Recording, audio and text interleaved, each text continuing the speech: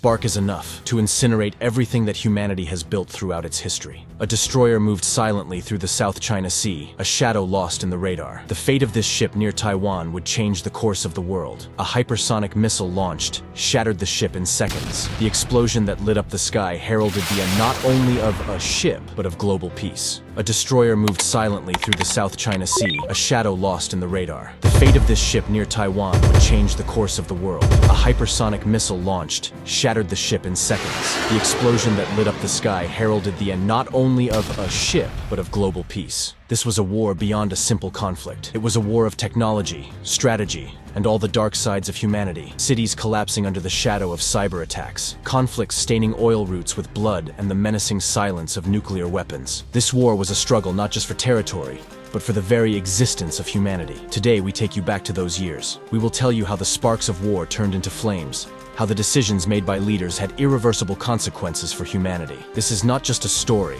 It is a warning of how the future could be shaped. A ship has sunk, a line has been crossed, and the world has been dragged to the brink of a dark age.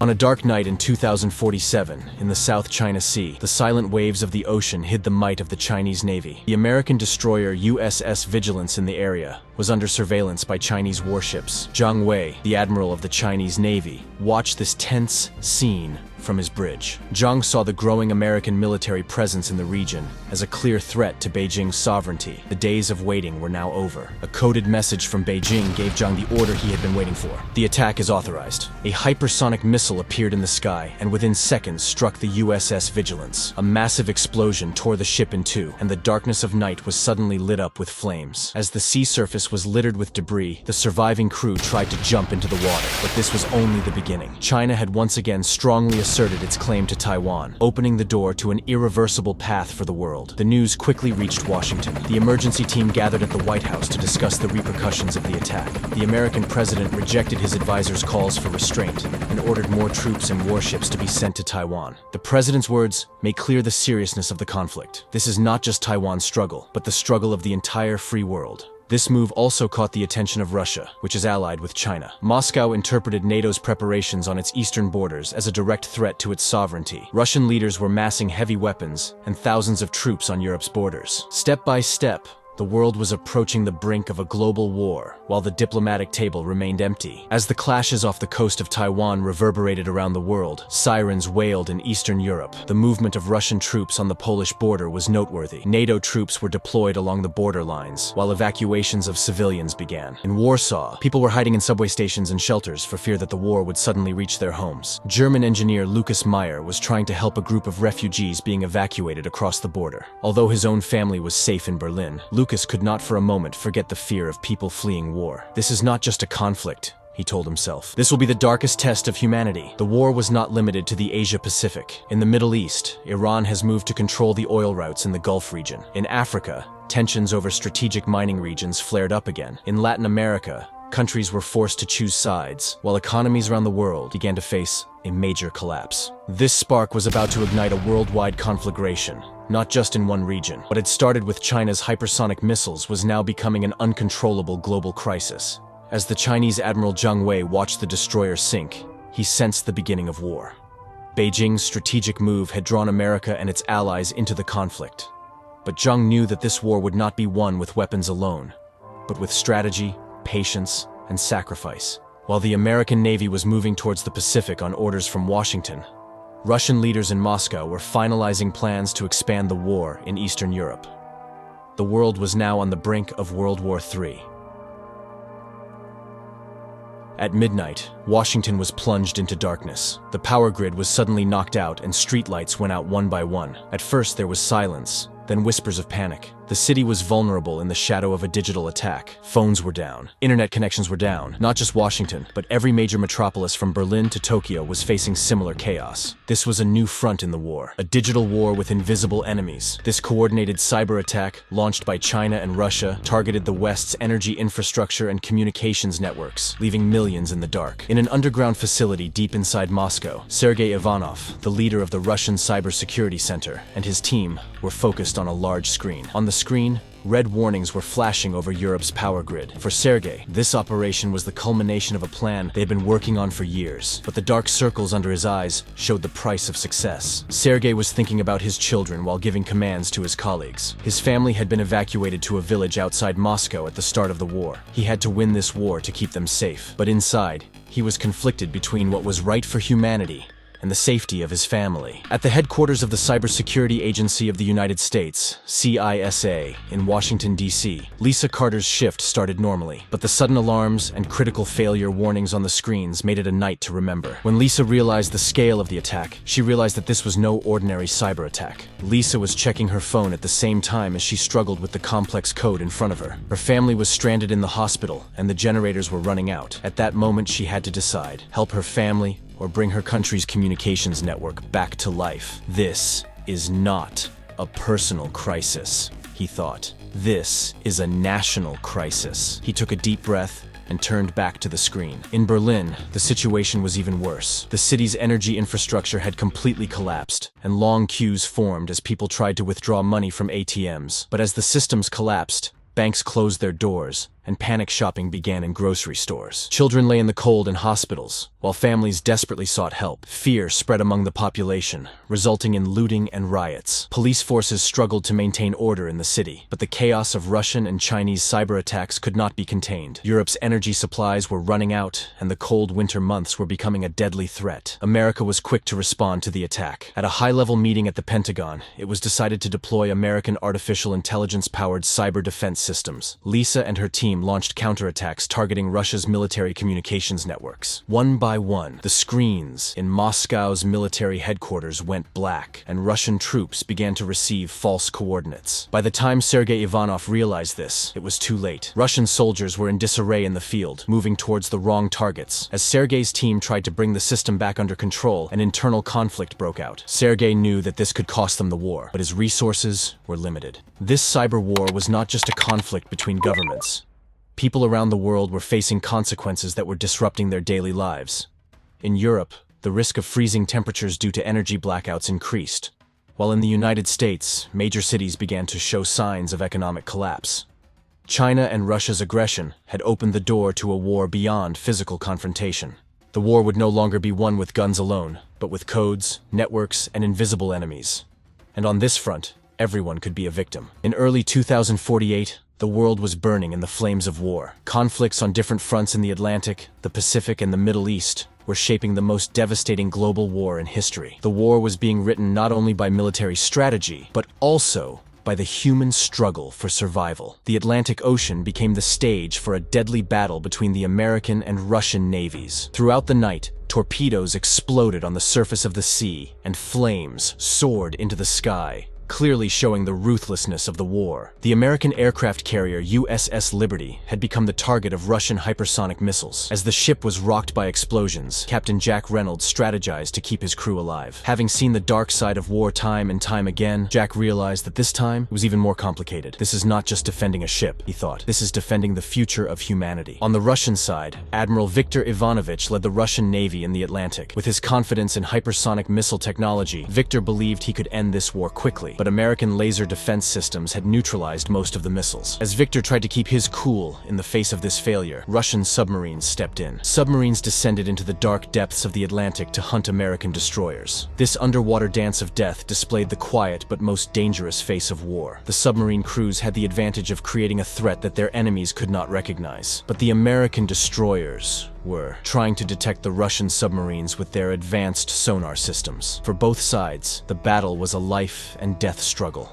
In the Pacific, China was stepping up its attacks on American bases around Taiwan, while air and naval attacks threatened the American presence in the region. For Chinese pilot Lei Zhang, the war had a personal meaning. Lei had left his family in Shanghai before the start of the war, and took it upon himself to protect his homeland. With every airstrike, he thought of his family and the future of his country. In the sky, a fierce battle was taking place between American F-35 fighter jets and Chinese high-tech jets. Explosions lit up the sky as the planes fought like fast-moving shadows. In this deadly air conflict, both sides were fighting with all their might to gain the upper hand. Japan and Australia sided with the United States to counter Chinese aggression. The Japanese Navy targeted Chinese warships in the waters of the Pacific, while Australian submarines tried to neutralize Chinese supply vessels. However, this pushed China to take more aggressive moves, and the conflict in the Pacific turned into a regional crisis. Japan and Australia sided with the United States to counter Chinese aggression. The Japanese Navy targeted Chinese warships in the waters of the Pacific, while Australian submarines tried to neutralize Chinese supply vessels. However, this pushed China to take more aggressive moves, and the conflict in the Pacific turned into a regional crisis. Saudi Arabia was trying to resist Iran through its defense deal with the United States, but this effort only deepened instability in the Gulf region. The conflicts threatened not only energy resources, but also the lives of millions of people. Civilians in the Gulf states were struggling to survive in the chaos of war. The international community debated how the effects of the war in this region could affect the whole world. Conflicts in the Atlantic, the Pacific, and the Middle East went beyond military objectives, threatening the lives of billions of people. Sailors in the Atlantic, pilots in the Pacific, and civilians in the Middle East were the real heroes who bore the brunt of this war. On every front, people were fighting not only to save the present, but also to protect the future. The world was witnessing the unprecedented devastation of this war. Conflict was spreading,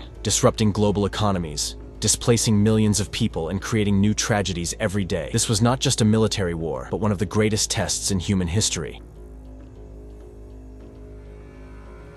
The flames of war left a devastating mark, not only on the front lines, but also in the lives of millions of people. Bombs exploded, destroying not only cities, but also dreams and hopes. People were trying to find their loved ones, trying to survive, wishing with their silent screams that one day this nightmare would end. This was the story of the tragedy of those in the shadow of war. In eastern Poland, the echoes of the fighting were echoing everywhere. The fighting between NATO and Russian troops had forced thousands of civilians to flee their homes. Katarina was walking through the devastated streets with her 3 children. She had only a backpack with her, containing a few pieces of clothing, a blanket, and a half-full water bottle. With each explosion, she embraced her children and whispered, "It will pass." But even she found it hard to believe. What he saw along the way revealed the brutal face of war: destroyed buildings, abandoned cars, and roads blocked by tanks. Katarina was walking in the hope of getting her family to safety in Western Europe, but the rumors she heard indicated that her husband was dead, and the thought weighed heavily on her. She continued to fight for the survival of her children. One night, in a ruined building where they had taken shelter, she looked up to the sky and prayed. It was the prayer of all those trying to survive in the shadow of war. The bombardments over Taiwan were being felt more and more closely in Taipei.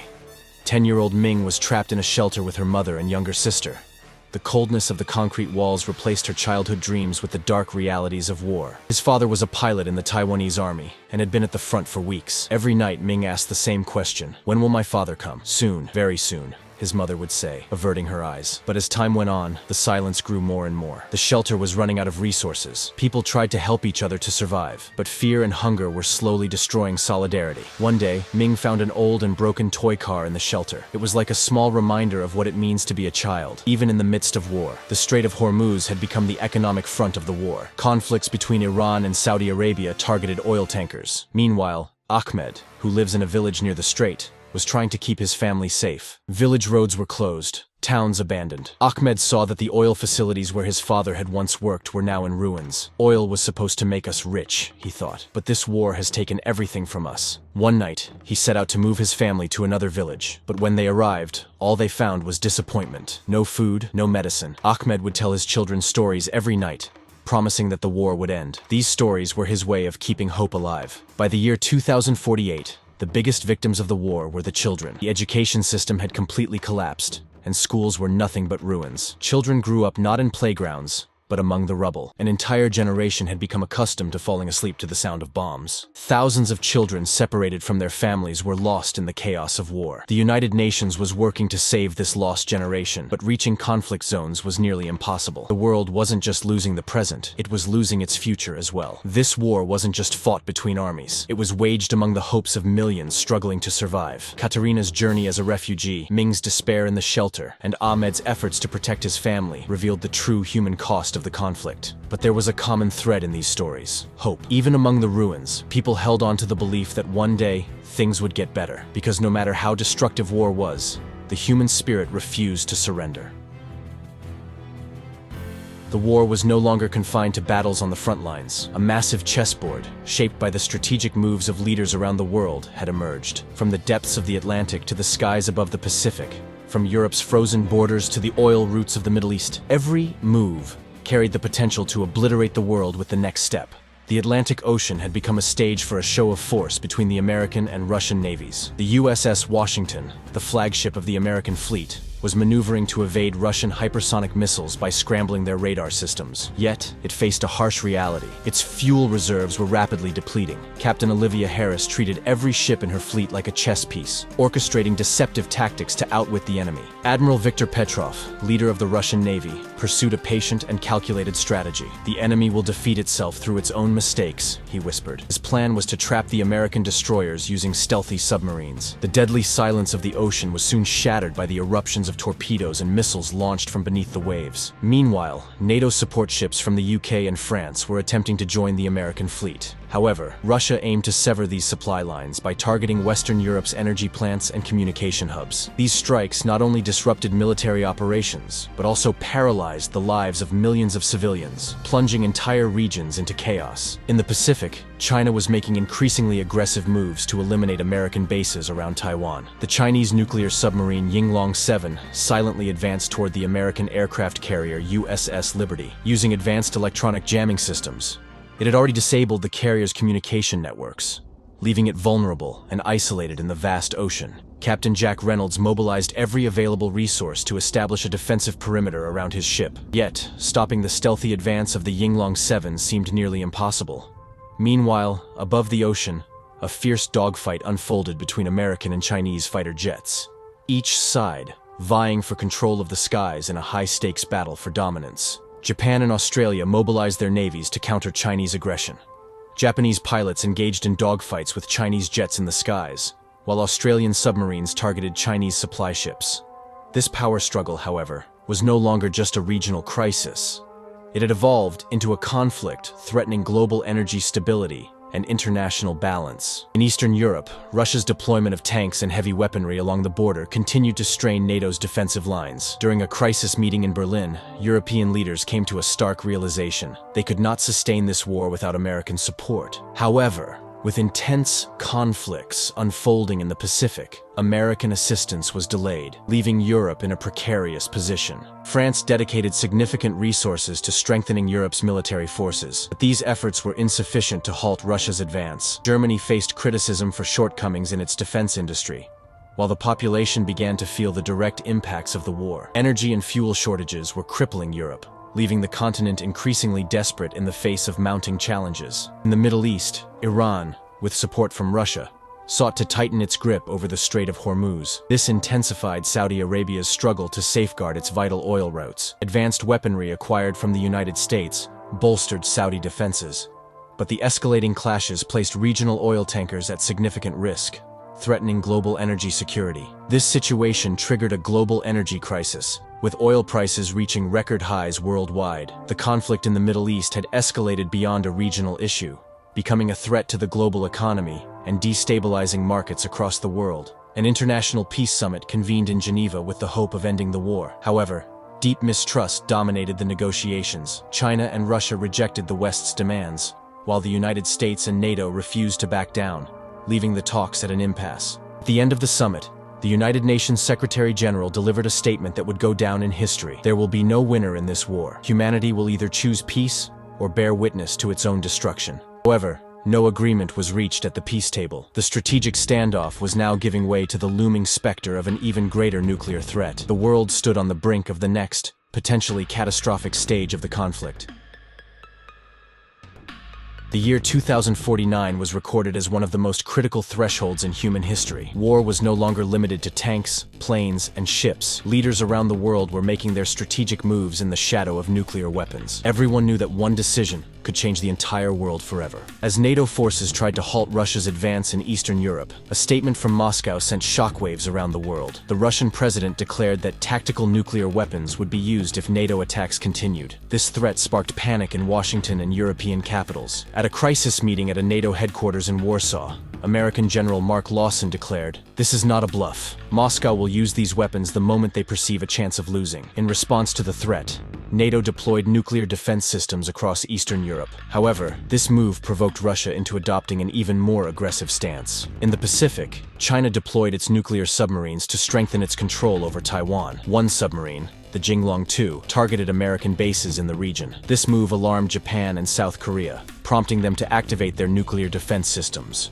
further heightening tensions in the area. In South Asia, tensions between China and India were escalating. Border clashes in the Himalayas carried the risk of spiraling into a nuclear disaster. On the streets of Delhi, people were being directed to shelters in preparation for a possible nuclear strike. As fear and chaos grew, India, aligning itself with Western allies, adopted an increasingly hardline stance against China. In Washington, during a meeting at the White House, the president and his advisors stood on the brink of a critical decision. If Russia uses a tactical nuclear weapon, what will our response be? The question echoed through the room. Responding risked escalating the war into a catastrophic level. Not responding, however, could undermine the West's deterrence and credibility. Meanwhile, at a military base in Russia's Orenburg region, missiles armed with nuclear warheads were prepared for launch on command. A young officer, Ivan Petrov, pondered, can pressing a single button end humanity? His commander's only order was clear: wait. A peace summit held in Geneva became the last glimmer of hope to end the war. However, distrust dominated the proceedings. China and Russia demanded the withdrawal of Western military forces, while the United States and NATO firmly rejected these demands. The Japanese Prime Minister's speech shifted the tone of the summit. If we forget the lessons born from the ashes of Hiroshima and Nagasaki, history will repeat itself, he said. Nuclear weapons are not the solution, they are the catastrophe itself. While his words caused a brief pause in the discussions, the relentless fighting on the front lines showed no signs of stopping. As evacuation efforts continued at a NATO base near Warsaw, sirens began to wail. With the threat of a missile strike looming, soldiers and civilians scrambled to reach safe zones amidst the chaos. Sophie Miller, a nurse, was desperately working to evacuate wounded soldiers when a piece of intelligence brought relief to the entire base. The tactical nuclear strike had been called off at the last moment. This decision was the result of internal disagreements among Russia's top generals. However, the cancellation offered only temporary relief. The world continued to live under the looming shadow of nuclear war. By the end of 2049, humanity had narrowly avoided a nuclear catastrophe. Yet, the war raged on. The nuclear threat served as a stark warning. Pressing a button is easy, but the consequences are heavier than humanity is prepared to bear. After years of war and devastation, the year 2050 marked the beginning of humanity's effort to emerge from the darkness. The world was struggling to recover from a tragedy that claimed billions of lives, collapsed economies, and left cities in ruins. Yet this war brought not only destruction, but also a profound lesson for humanity. Leaders finally chose to come to the peace table, having realized that in war, there are no true winners. Under the leadership of the United Nations, the 2050 Geneva Peace Summit in Switzerland brought together world leaders. This summit was more than just a peace negotiation. It became a turning point where humanity began to redefine itself and its values in the wake of unparalleled destruction. The early days of the summit were fraught with tension. China refused to relinquish its control over the South China Sea, while Russia insisted on maintaining its military presence in Eastern Europe. The American president sought to ease the tension with a historic speech. There were no winners in this war. All we have are lost lives and a shattered future. Peace is no longer an option. It is a necessity. Russian leaders, while viewing Western interventions as the root cause of the war, had to acknowledge that a compromise was necessary to save millions of lives. Reluctantly, they agreed to work toward a resolution for the sake of humanity's future. At the end of the summit, leaders made key decisions to build a more peaceful future.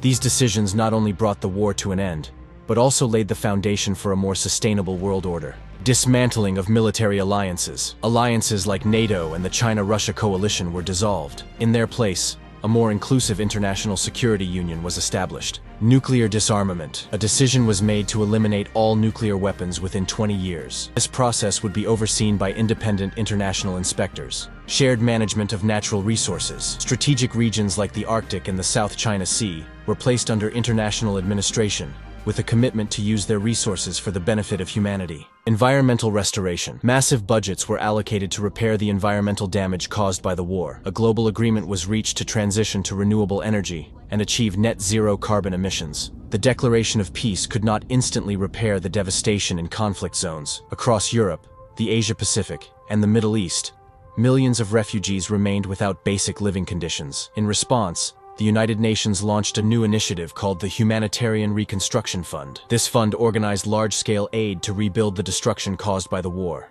Katerina and her 3 children were relocated to a refugee camp in Germany. Although she was still feeling the lingering effects of the war, she could finally dare to dream of a better future for her family. In Taiwan, Ming and his family were working tirelessly to heal the wounds of war and rebuild their city. Ming's father had survived the conflict, but he was struggling to cope with the psychological burden it had left behind. By 2051, the world was slowly returning to normal. Cities were being rebuilt, and economies were recovering. Yet, everyone was acutely aware of how fragile peace truly was. In Geneva, a journalist summarized the outcome of the summit with these words: "This peace is a beginning, but the real question is whether humanity can learn from the past. One more mistake could lead to an irreversible end." The New World Order was built on a system where power dynamics were more evenly distributed. However, its sustainability depended entirely on the ability of leaders and nations to cooperate and work together. The war had ended, but the world could never be the same. The rebuilt cities stood as stark reminders of the war's devastating impact. The memory of lost generations resonated deeply, fueling efforts to preserve the fragile peace. Peace was not a prize, but a legacy that needed to be built. Humanity had once again learned wars come and go, but peace must be carried forward as humanity's legacy for the future.